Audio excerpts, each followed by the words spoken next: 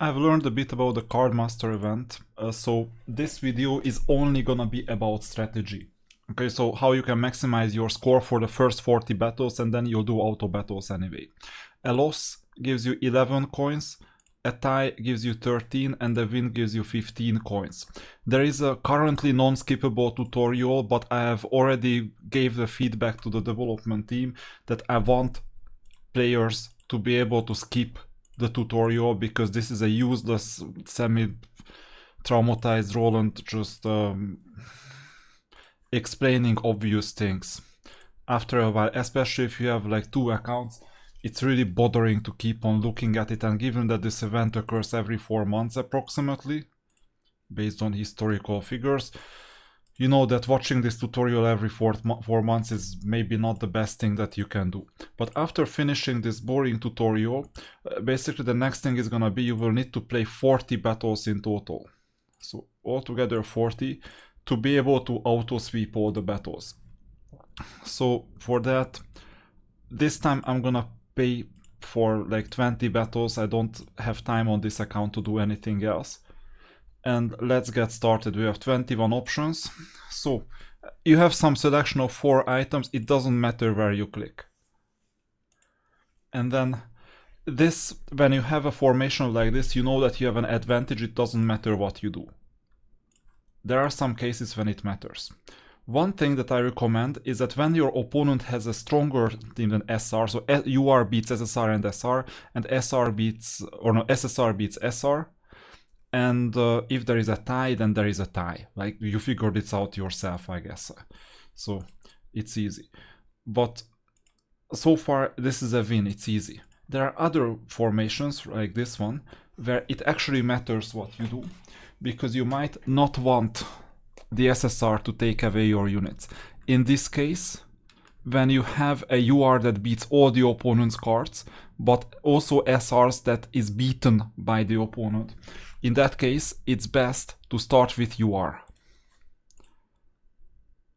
And worst case, you win the SRs of the opponent. But now you won the SSR, so it's fine. It's good. But in some cases, you cannot. And if you cannot, and the opponent has an SSR here, and you only have SRs left, so you didn't win this SSR, in that case, what you need is cast the right-hand side SR, because if the opponent wins with an SSR, he cannot win the card back. So this means that this card, if you lose it, is not gonna end up back with the opponent, because then it could result in an infinite loop, so the game rules prevent that. So that's why you start with UR, because worst case you win 2 SR cards, and then you can play those 2 SR cards that you won, not these ones, but the ones that you won back, and then you won't increase the opponent's cards or card stash with it. So this is an easy victory. Let's see this one. This is difficult, and here I'm letting you know that we're not gonna win, no matter what we do, because the opponent has an evident card advantage that is too much. If this was an SR, we could go for a tie or we could go for a win. I will play an SR first, not because I want to, but because oftentimes the right hand side card is the one that the opponent plays. Not always, but more often than, so significantly often enough. And then we'll just take the loss, doesn't matter. We'll play back the right hand side SR cards, that's normal, because this doesn't increase the opponent's stash. And are we going for a draw actually? That's a draw. I'm surprised. You see, I'm surprised. I thought that I would end up losing. But we could eventually go for a draw by feeding back the card that we won. So you need to win a card for that. This one is difficult because of the same reason that you know. So you first play the URs always, because worst case you get SRs. This time you got SSRs, that's fine. And you play the cards back to the opponent that you won. If it was SRs and the opponent had an SSR, it doesn't matter. So if you win an SR card from the opponent, it basically acts as an SSR when facing another SSR. That's the trick. And that's how you maximize your stash. This is an easy win no matter what you do. So you play the highest level cards first, And then if the opponent still has an SSR, you play back an SR that acts as an SSR for another SSR. This one, let's see, same as before.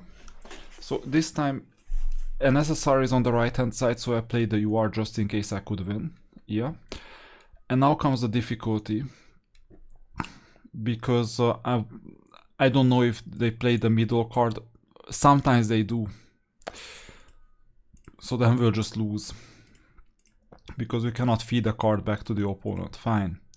It's luck dependent. You cannot always have the same result. This is easy because we have a card advantage. Like a significant card advantage. You don't even need to bother. It doesn't matter what you play, you win. This is easy because you have a significant card advantage again. You just see that you can cover all the cards of the opponent, no matter what they do. So you just play your 4 cards in any order. Well, first UR and then SSR, and that's fine. This one, you can win this, but it's hard. I'll risk an SSR first to win an SR. And then you need to feed this SR back to the opponent. And there is an inherent risk element as well. I hope that the opponent plays the SSR. If it's an SR, even better. Now we have won. Actually, we haven't, because the opponent still has the UR, unfortunately. So you need to lose this, and you need to lose this. And it's a tie.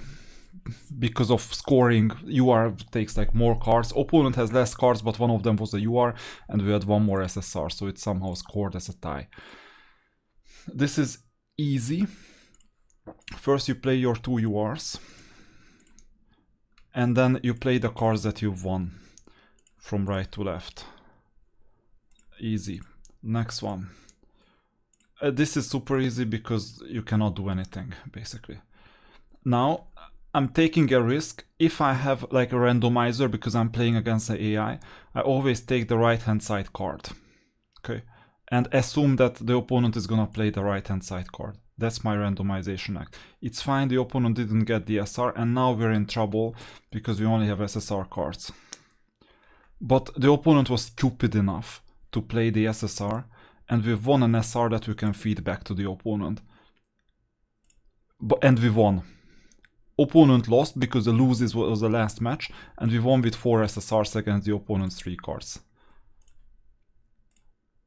Now, this is an easy victory no matter what you do. First you play your 2 URs once again, and then you play the same cards that you won from the right hand side. In strength order, obviously, against the same cards. Doesn't matter the order, actually.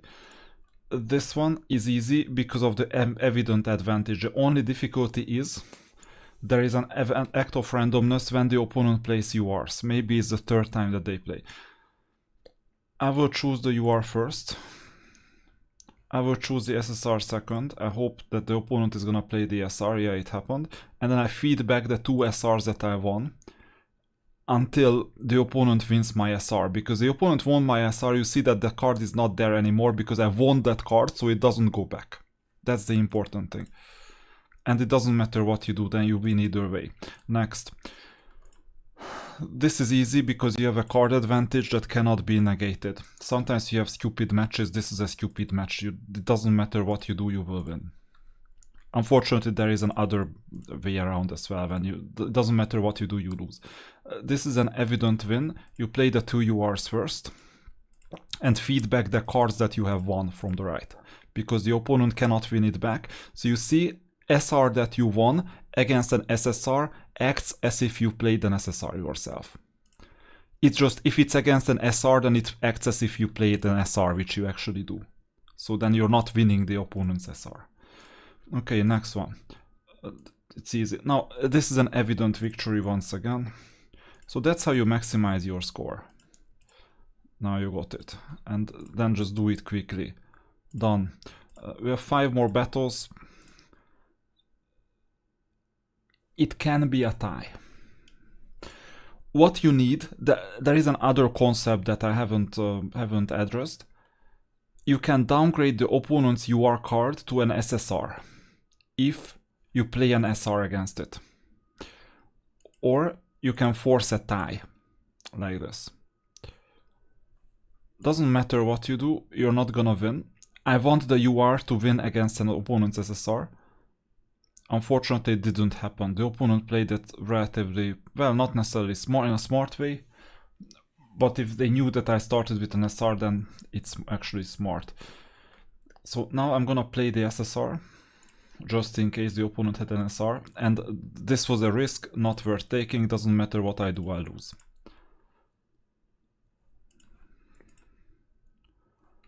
Or actually it matters, but you see. We'll lose this one, no matter what we do. Against one advantage for SSRs, we could do something to get a tie. But here it's not possible. Next. We need to win the opponent's SSR, which we did, and then it's an easy battle.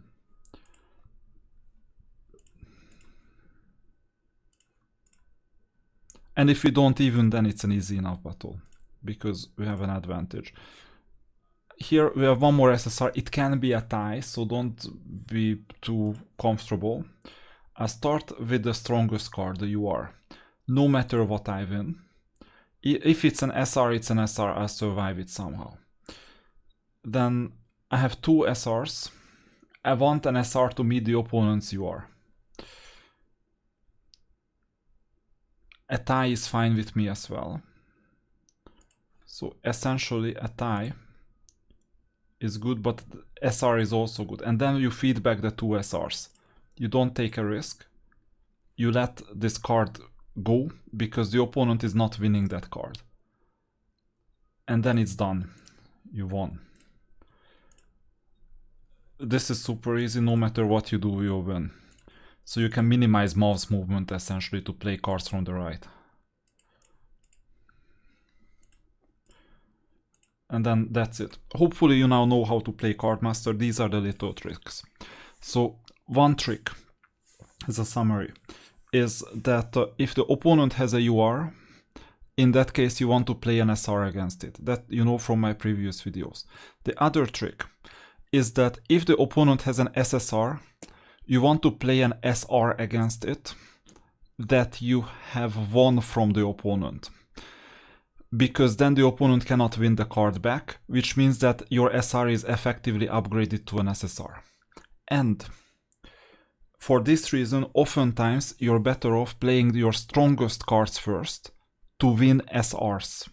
And then you can choose to use those SRs as cards that you lose against higher ones, or upgrade it to an SSR effectively that is basically a tie. So that's what you want. You want to win SRs and you want to use those SRs and not the SRs in your deck. Because if you use the SRs in your deck, then the opponent can win it and play it against you. If you won a card from the opponent and the opponent wins it back, they cannot use it against you anymore and it doesn't increase their stash. This is Cardmaster. Hopefully the rules are easy enough now and you can maximize your score. Oh, and after 40 missions, so you see I've done 22, after 40 missions you can sweep and you always get 15 points. You just need to win. Where is this? 20 times, 10 times, 20 times, 40 times. You need to win this card and then you can sweep forever. The pay to win option is obviously you go to the card store, spend a fortune, not this one, not this one. Yeah, this one. The absolute minimum that you need to spend is 36 euros and you don't need to play this maintenance at all. Because then you win that card and you can sweep straight away. Okay. Impressive strategy of a not too impressive game. And I'm happy that I'm not seeing Roland anymore.